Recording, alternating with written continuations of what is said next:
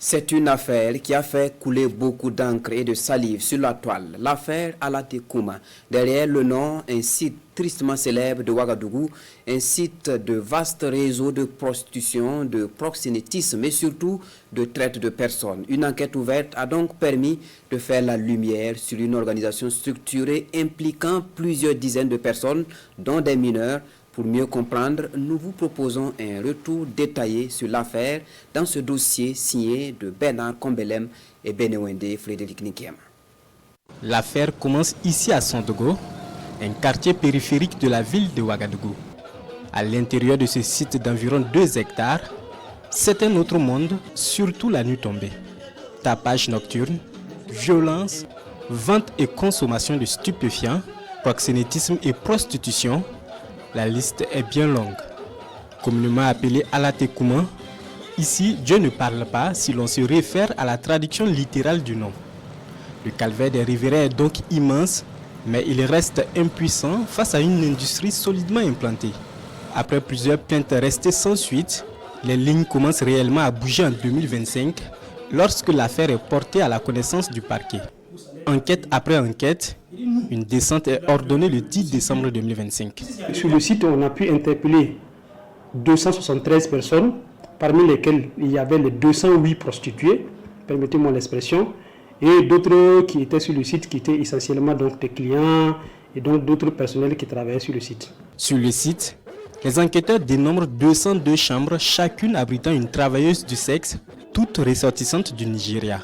Du lundi au vendredi, chaque occupante doit verser 20 000 francs CFA au gérant, soit 4 000 francs par jour. Le samedi et le dimanche, c'est double tarif, 8 000 francs par jour.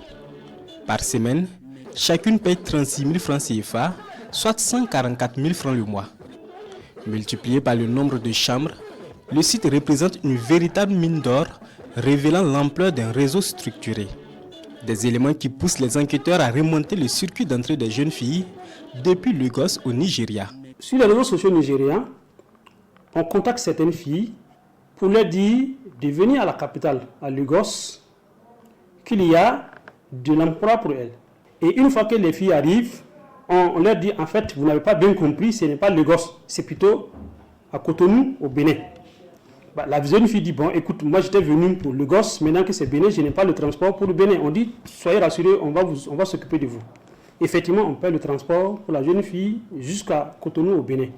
Arrivé à Cotonou, on prend le soin de retirer les documents d'identité, de leur établir d'autres actes d'identité, et donc en changeant leur nom, et on leur fait savoir que ce n'est même pas à Cotonou au Bénin que le travail finalement se fait à Ouagadougou au Burkina Faso. Une fois à Ouagadougou, désorientée à plus de 1000 km de sa terre natale, la jeune fille se retrouve à la merci de ses trafiquants. Sous la menace, parfois même de mort, elle est contrainte de se prostituer.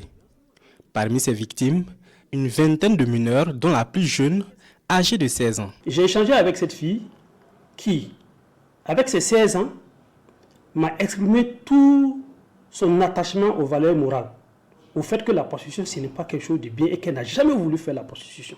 Elle a été amenée au Burkina Faso, donc à cet âge, on a changé son nom, on a changé son identité, on l'a obligée le même jour où elle est arrivée à avoir des relations avec des hommes. Chose qu'elle n'a pas voulu, on l'a bastonnée. Au moment où je changeais avec elle, elle était enceinte. De qui, on ne sait pas. Là, il ne s'agit pas d'une simple prostitution, il s'agit d'une question de droits humains. Donc pour nous, c'est des faits qui sont d'une extrême gravité et qui importe qu'on ne prenne pas ça à la légère. Pour situer les responsabilités, un procès est engagé contre les personnes impliquées. Sur les 273 personnes interpellées, dont 208 filles considérées comme victimes, 22 individus sont poursuivis. Les uns pour proxénétisme, les autres pour traite de personnes, certains cumulant les 2 chefs d'accusation. À l'issue du procès, 12 personnes sont reconnues coupables et condamnées conformément aux peines prévues par la loi. Et je précise que les 22 personnes, ce n'est pas uniquement sur le site Alatekouma. Il y a d'autres sites tels que Diabalompo, tels que Petit Ouaga, tels que Top 51, tels que Sotonoma et bien d'autres sites qui ont été des sites de prostitution, c'est des établissements de prostitution où on a pu faire donc des enquêtes. Les sanctions vont de 6 mois avec sursis à 5 ans, dont 3 ans avec sursis. Et il y a des amendes qui vont jusqu'à 10 millions de francs CFA. Tassiri Ouedraogo, propriétaire du site Alatekouma, est condamné à 5 ans de prison, dont 3 ans ferme, assorti d'une amende de 10 millions de francs CFA ferme. À ses côtés, d'autres propriétaires de sites de prostitution écopent également de condamnation. Le tribunal ordonne par ailleurs la fermeture des sites impliqués dans cette affaire. Toutefois, l'affaire dite Alatekouma n'est pas encore totalement close. La défense des accusés ayant interjeté appel.